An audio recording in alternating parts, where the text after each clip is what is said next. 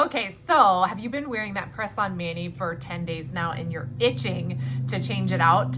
You know, I honestly think the hardest part about wearing and removing KLEO is nothing. It is actually keeping them on for as long as they last because you have a list of 16,000 others that you want to put on. Guilty. Anyways, let's dive in and show you how to remove your press-ons. We are going to use our Easy Remover, which is fabulous. It's a small bottle, but it's going to last you a long time.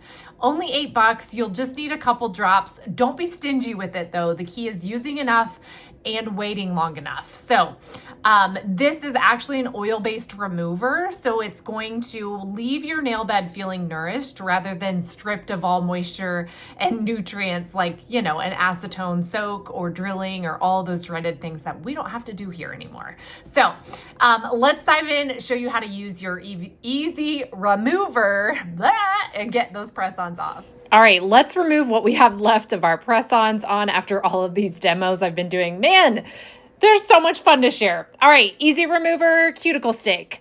Process is super simple. You are going to want to make sure and break the seal at the side of your press-on. I usually go from the side so that when I go to lift the press-on off, I'm not bending the natural nail as it gets length to it. I'll show you in the next steps. But take your cuticle stick, pry up that press-on where you have broken the seal and make sure you're dripping your Easy Remover underneath. This process is different maybe from what you're used to in the past. You're not soaking the nail off from the top down.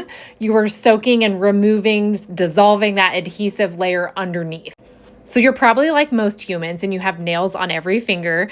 You haven't done 10,000 demos and you'll need to repeat this process on each finger. By the time you come back around to the finger that you started with, you should be able to take your cuticle stick and very gently slice through those adhesive threads and get the press on to lift about halfway off of your natural nail before you start to feel tugging on the natural nail.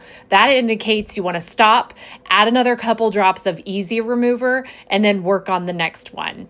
Your thumb, keep in mind, is a wider nail bed, so you may have to do one extra round of Easy Remover in order to get the thumbnail to remove. Again, I always love that trick of putting your cuticle stick underneath the press-on to help pry it up so that you're making sure that that Easy Remover gets underneath the nail.